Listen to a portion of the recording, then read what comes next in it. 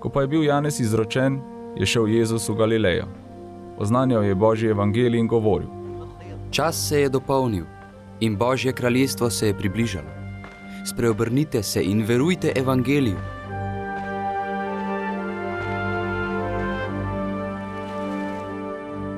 Ko je šel ob Galilejskem jezeru, je zagledal Simona in Andreja, Simonovega brata, ki sta metala mrežo v jezeru.